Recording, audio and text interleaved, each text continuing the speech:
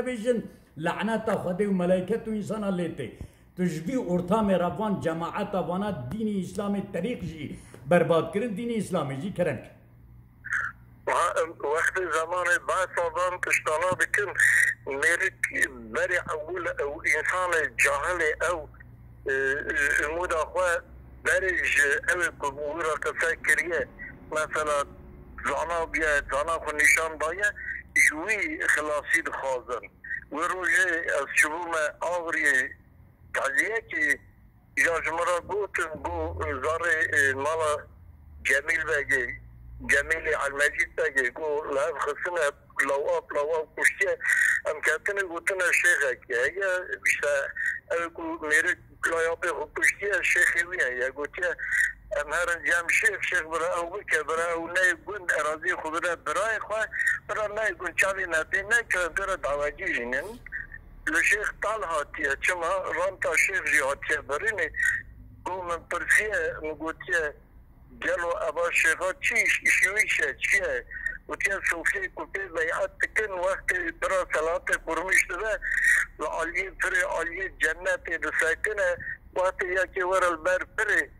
رياوي وقت قدر حد بده بدأت وندقنا كاشكت بتره وقول بكي ونقول تجي كافري أو جي كافرة أو كوي باور بك أو ترى كفر خيني خدي خلاص سنة يعني هم أقاسا هنا هير مالاتي دانه هنا هي هم أقاسا بكن ناكن هم إنسان خود سر وقت ناكن أدولا جارا كسا بكن خانما من إيسال كلو 4 سال ويا الجنة هنا ايش مرة بيت خيبة شيخات كي از خيبة شيخ ناكم از خيبة شيخ منافقتكم از بيجم او براجل او اخوات در نكذن اصول عادات شريعة غراء امر الهي در نكذن برازي خالو عدمت طريقة نقشبندي دا كسي مزن هبونوك مولان خالد نمونه كيه وك سيطاهي نيري قلق شخصيت مزن منانا بتبا